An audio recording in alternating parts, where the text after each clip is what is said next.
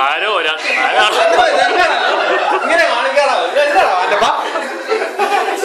ഈ ചെറുക്കൻ ഏതാണ്? കാരണം ഞാൻ ഫോട്ടോഗ്രാഫർ മാത്രമല്ലോ വരെ വന്നിരിക്കരുത്. ലൈറ്റ് ഞാൻ സ്വിച്ച് പറ്റിക്കും. ആ തെളിയുന്നല്ലോ.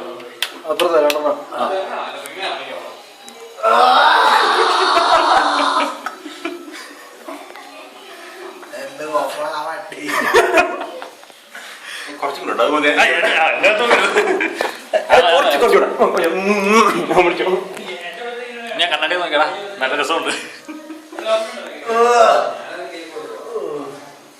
ഇനി ഇങ്ങോട്ട് നോക്കിയേ.